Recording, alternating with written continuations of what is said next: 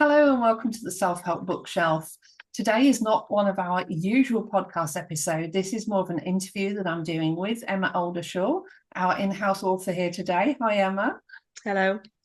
And we're going to be talking about therapy and stress management. And this is a topic that Emma has raised with me last week. It's a really important one, and especially in our self-help bookshelf when, we're talking about people being self-help authors, but very often on the back of being therapists, coaches, mentors, and trainers. But in particular with the therapist dealing with a lot of very stressful clients, how do therapists then manage their own stress? And that is what we're going to have a conversation about today. So welcome, Emma. And yes, so should we start by saying, tell us a little bit about yourself and who you are as a therapist? So I am the owner of Open Skies, which is a hypnotherapy practice where I also do a lot of talking therapy. It's very much bespoke, tailored to whatever the client needs. Within my practice, I see a lot of very heavy trauma, which is what I advertise as. So that's not a surprise to me. People come with quite heavy things. It can be sexual assaults, it can be domestic violence, we can have very deep rooted childhood trauma, boarding school syndrome, which is a huge topic among therapists at the moment. Where we're talking about a sort of privileged abandonment, which is what boarding school is. I've got a lot of clients who are very regimented from traumatic times within the armed forces. I see a lot of addiction issues, which generally come from childhood issues as well. So we're talking drugs, alcohol. We're not just talking about that, we're talking about food, difficult relationships with food and weight. So I'm getting really heavy work. I don't do anything particularly light. It's all very ingrained Wow, work. that is really, really deep, Emma. And for most people, they would find it difficult to get themselves through these challenges, obviously why they come to Mm, you. And mm, for anybody who's a family member or friend or a work colleague trying to support these people without that therapy training, again, it's very difficult to know how to help somebody through these times other than to be beside them. mm. But obviously they come to you because the support they have in their own life is just not quite enough to get them through whatever's going on. And like you say, some very deep-rooted stuff. So when they Yeah. come to you, what kind of therapies do you offer to help them through these challenges?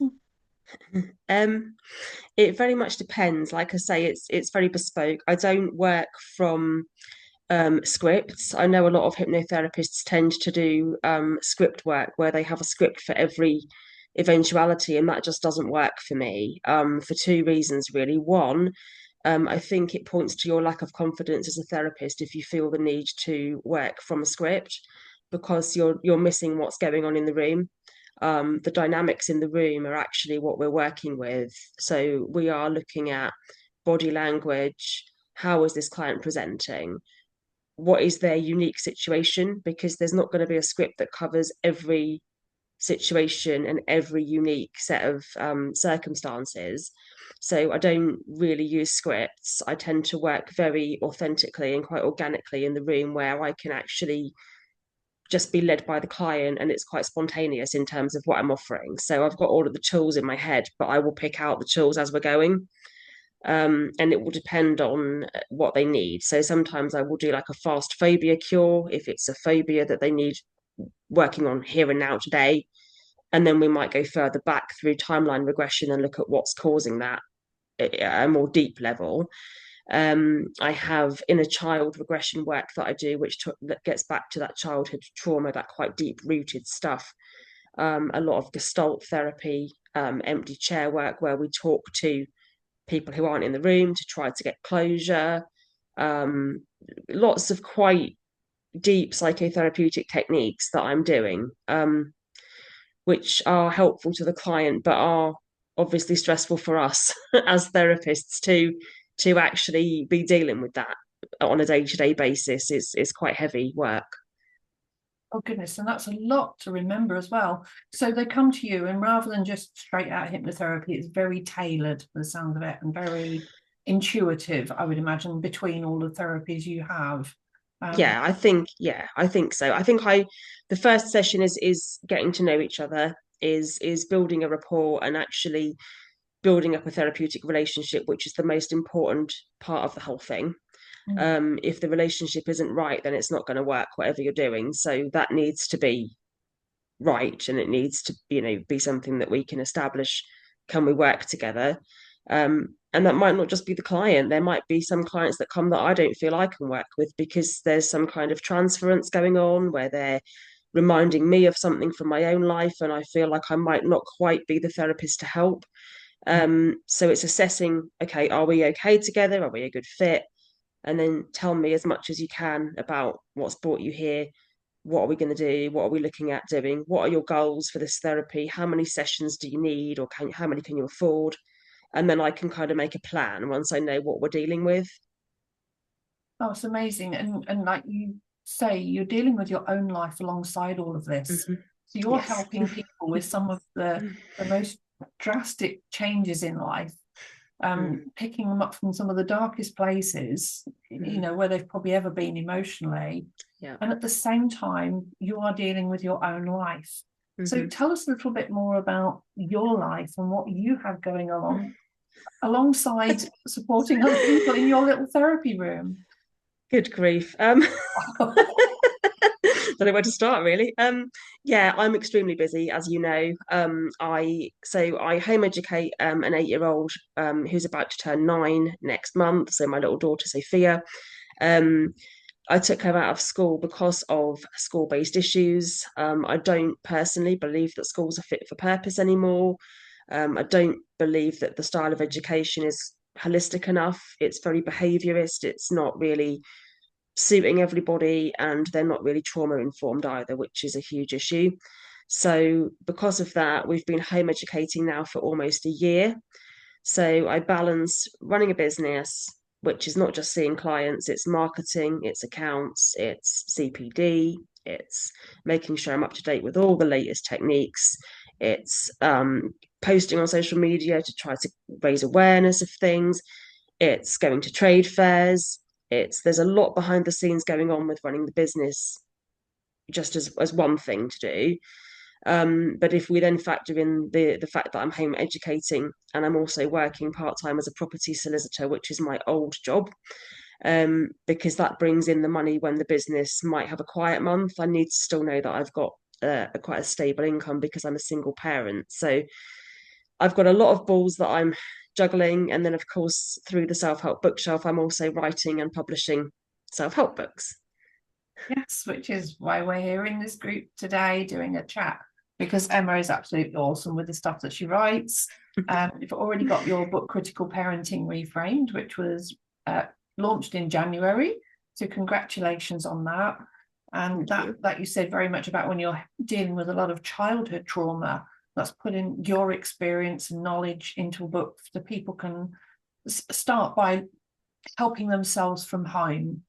Yeah. And then those that still need that little bit of extra support know where they can find you, or depending on where they are, find their local trauma therapist. But it will also help them to understand the kind of therapy they need and to find the right therapist, not just any therapist, depending on the level of support they need. So that's a really, really powerful book, and I know it's definitely going to help people change their lives. So congratulations on that. And your next one, tell us a little bit about that. My next one, which I've just started, is really around the subject of relationships. So we are looking at relationships with other people, relationships with ourselves. How do we relate to ourselves, which can be really the basis of why people are in therapy. A lot of the time, we've forgotten how to relate to ourselves because we're so bombarded with external stimulation now. We're living in a world where we're very stimulated by external factors. We have lost how do we relate to ourselves, and do we actually even know who we are, to begin that process of relating. So there's quite a lot on that. There's a sections about relating with family, particularly children in the age of screens. How do we relate to our children when they are now very different to how we were growing up? They have a very different outlook. How do we relate to people at work? How do we relate to people in the community? there's a lot around social media. There's a lot around boarding school syndrome, which is an area that I'm now training particularly in. It's quite a specialized area of therapy because boarding school syndrome is something interestingly that affects most of our world leaders. Most of our world leaders went to boarding school, and as a result of that, they are very dissociated people and they can't relate to a wider community because they have been taught to switch off their feelings and emotions. So if we look at leaders like Donald Trump, who is very big on power, this is coming from the fact that he was a boarding school child. He didn't have he doesn't have emotions and feelings in the way that we understand them because they've been just switched off. I watched a documentary about this yesterday, which was really powerful. So there's quite a big chapter on attachment in terms of how we view authority and things like that, how we relate to each other in that way. And then it goes on to talking about oversharing, defense mechanisms when we're relating to other people. Are we oversharing? Are we looking for validation? What are we doing? What's the process of relating and what's the purpose of it?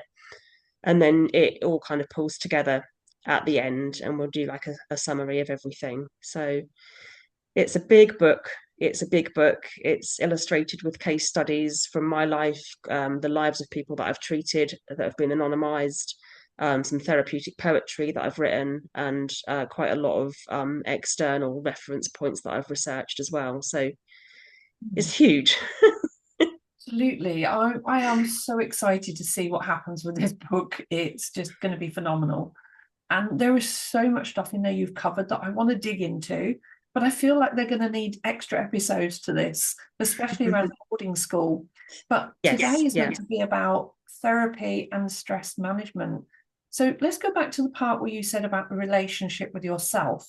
Now, for other people, we all need to have, in a sense, a relationship with ourselves because, how can we expect other people to love us if we can't love ourselves? And we do need to begin with that. Everybody could do with upping their self-love levels and creating stronger relationships. And I know from my point of view, then there's the part with parenting and parenting teenagers and young adults in particular, where I focus on rebuilding those bonds and trust and creating conversational skills around the challenges of teenagers. That's my expertise.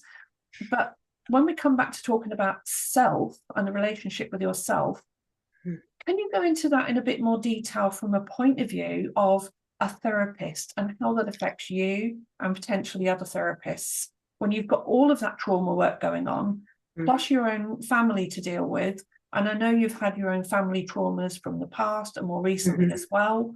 There is a lot there. How does that affect your relationship with yourself, dealing with your own challenges while also helping other people with theirs and finding yourself in the middle of all of that? Goodness, I think it's really difficult actually. I think for me, because I'm more aware, I think when you've done therapy training, you do tend to operate on a bit of a different plane emotionally to the average person who hasn't gone through that process because you have more of an understanding of what's happening. So I tend to now regulate things much more easily with myself because I can look at what's happening and think, okay, well, what state am I in?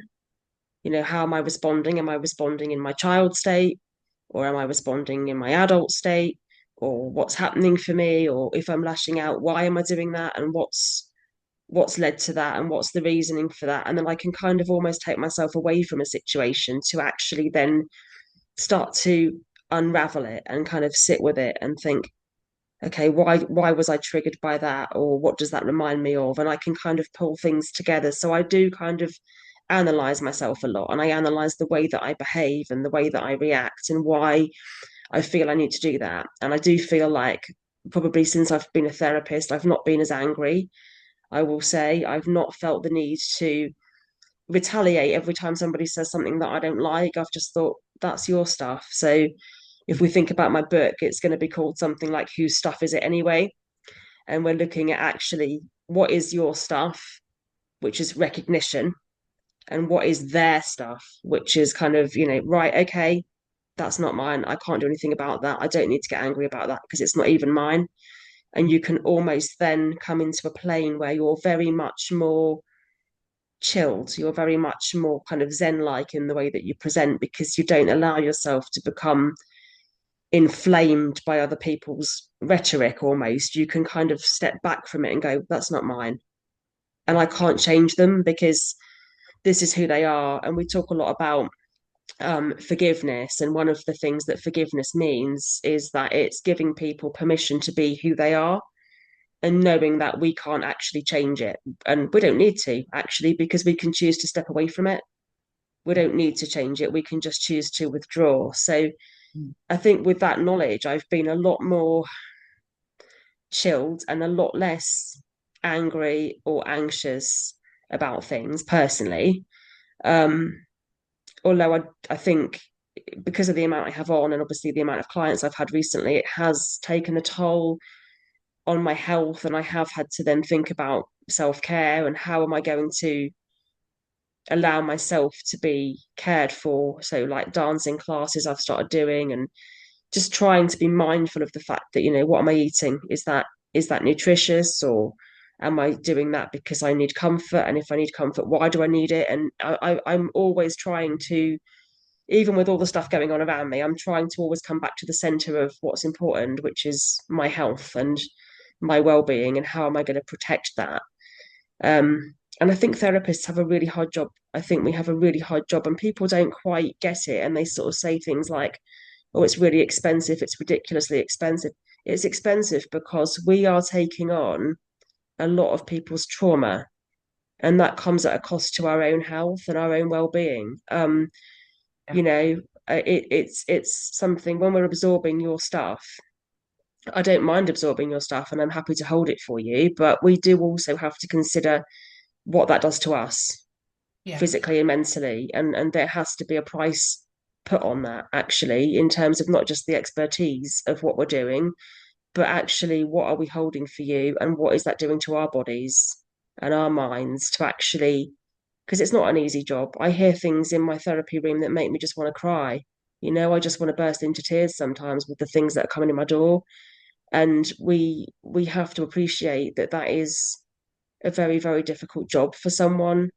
um I think what I would say is, when we see paramedics, we always say, oh, they need more money, they deserve more money. We're doing exactly the same job as a paramedic, but for the mind, not for the body. We are taking on the same trauma, we are absorbing the same flashbacks, we are taking on your PTSD, we are taking on your descriptions of sexual assault, we're taking on your descriptions of slashing wrists and all kinds of things. And it's going to have an effect on us as much as it has an effect on those guys on the front line every day. So I kind of see us as another emergency service in that way, in terms of what we're having to be exposed to. Yeah. Yeah, that's really powerful, Emma. And like you say, that's a tremendous amount to put yourself through mentally to support them. And like you say, when you put the value on that, you need to be able to do things in your life to create a balance. You can't live 100% your life in that mental state, because that's not healthy. So No. you need things. And I always like to talk about things like a seesaw. You can imagine a seesaw balanced, and everybody comes along and chucks all the rubbish on one end, right? Their problems. And I like to talk about in terms of color. And so depression is black. So they come and chuck all the black stuff on one end. Now, happiness is the yellow and the lighter colors. And nobody else is going to come and put that on. That's our own responsibility to balance that seesaw out by putting the happy stuff on the other end of the seesaw and keep balance. And all the time we can balance life, we can cope with more trauma and negativity in supporting other people. But if you weren't balancing that out, you would be almost there with them, wouldn't you? So for you, dancing obviously is a big thing. You talk about that and going to theatre a lot. I know you love all your entertainment. But how does that stress manifest in you if you're not careful? How are you aware when the balance is going a little bit out of balance for you? It's overthinking. I become very anxious about things that don't actually matter. And it could be something really very silly that I've got anxious about, like, oh, there's a stain on the carpet or something silly, but I will fixate on it. And I will then know that I've spiraled into overthinking, and I'll know that my anxiety levels are not quite right because that's not normal behavior. So I'll start to think about, okay, what do I need to do here? Sometimes I can feel like my heart rate increasing.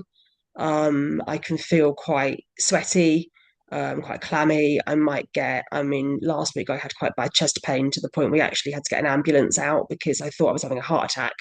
And that was the worst stress I've ever had, where I just suddenly was watching TV. There was no warning to it at all. Within about 5 seconds, I said to my daughter, I don't feel well.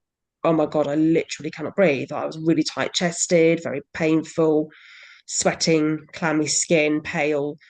Two paramedics arrived, and I came to the conclusion that it was a stress related trauma response because of the amount of stress that I'd been under. It had come out in my body, which we know as therapists, we know that trauma comes out through the body. Bessel van der Kolk has written a book about it. If anybody wants to read it, it's called The Body Keeps the Score. It's a very powerful book about how our bodies will hold trauma and it can cause all kinds of physical illnesses. So I'm very aware that it comes out through the body, but I genuinely felt like this is not a trauma response. This is a heart attack. This is quite serious. Um, so you have to be aware of your body, and you have to know what's normal for you in your body and your mind, and then you can kind of work out if something's gone a little bit wrong. You're very much more in tune with it, and you can then start to pull yourself back. So for me, that might be, right, let's go and sit in the garden with a cup of tea for 10 minutes. Let's shut down all the screens. Let's go for a walk. Let's put some music on. Let's do something that just takes us away from this situation, just to let it diffuse itself for a few minutes before we, and also we have code words in our house now. So green is our emotion. That's a nice emotion. So if we say to each other, we're coming out of green, we will then have time apart from each other for half an hour until we're back in green, rather than inflaming it and making it worse. And then it leads into all of these responses that we don't want. So we have mechanisms to cope within the household, which I think is quite helpful as well. Yeah, that's great. And it's paying forward coping strategies rather than picking up negative responses as well to stress, anxiety, depression. Yeah. That's really awesome. And it's I'm obviously not nice you go through all of that with them. So what actually inspired, because obviously you're saying about therapy being very stressful, what inspired you to be a therapist in the first place? I've always been really interested in how we as humans interact with each other, and how our emotions work. I think is been one of the things that I've been always really fascinated by. Um, I come from a very traumatic background. I don't have a good relationship with my family.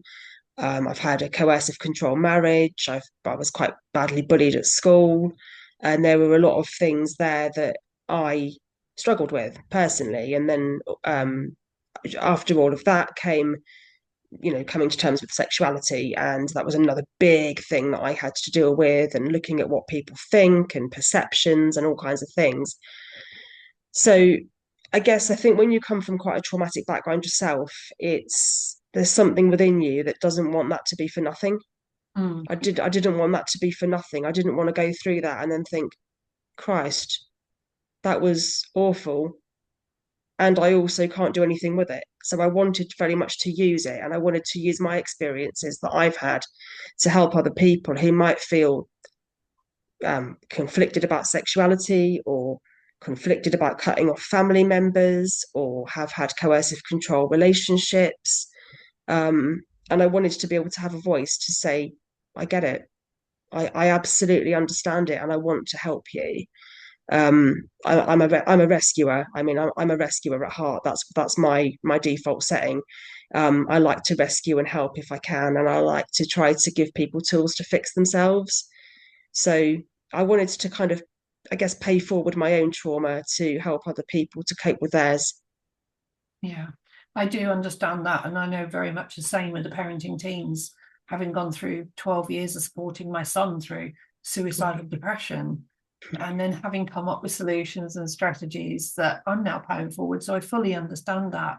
And it's nice to be able to turn that trauma into triumph, not just for yourself, but for other people. And we all want to turn our own trauma into triumph, but to be able to pay that forward is really powerful. So I'm aware you have to go in a minute, you have another meeting. So one last question is, I think, before we go, and as well as a massive thank you for this, Emma, it's a really powerful topic, is there one last tip you would offer anybody else as therapists, coaches and mentors to avoid in their roles in managing stress, or a tip to look towards? It's really difficult. I mean, I care very deeply about everybody that comes through my door. I don't see it as a job, and I don't think any of us do, who are doing this work. I don't think we see it as a job. I think it's really important to look after yourself. And I think one of the things that's really important for therapists is your self-care is absolutely vital. You can't do this job if you're not going to look after yourself first. And if you think about when you're on a plane and they say put your own mask on first, it is very much that. We have got to put our own mask on first. You've got to make sure that your body is properly fueled. You've got to make sure that you're getting the right amount of exercise. You've got to make sure that you take time out to do the things that make you happy, whatever they might be, whether it's a walk, a cup of tea with your friend, go to the theatre, whatever it is, and keep yourself moving, keep yourself, grounded. And supervision is absolutely paramount. If there are therapists out there who are not having supervision, you need to be having supervision. That supervision once a month is my space to go to my supervisor and just go, there, I can't do it. And it all comes out, and we have an hour and a half where he will put me back on track. And it's the space where I can go, because obviously it's confidential. That is the only space that I can go to talk about my clients, and anything that's bothered me, anything that's triggered me in the room, anything I've struggled with, he will be there to guide me. So you absolutely do need supervision. Yes, it's expensive, but it's also an investment in your sanity. So anyone who hasn't got it, please get some, because it's important. Oh, that's amazing, Emma. Thank you. And that is a really, really powerful conversation today. And yeah, just balancing lots of self-care, having somebody else to turn to. And yeah, I think we could probably follow this on with some more episodes at some point. More amazing conversations, because there was so much you brought up in that today that I want to dig deeper into, but we haven't had time. But thank you for today. And yeah, as usual, awesome work. And thank you. Yeah. Yeah, we'll catch up again on some other topics for sure. There's some big stuff to talk about as we go forward, I think. Yeah, absolutely. And anything we've mentioned today, we will drop the links below as usual. So thank you from me and for Emma for the Self-Help Bookshelf. Don't forget to like, subscribe, and leave us any comments. If there's anything you've got from this that you find helpful, please do let us know. So thank you, and we'll see you again soon. Bye-bye.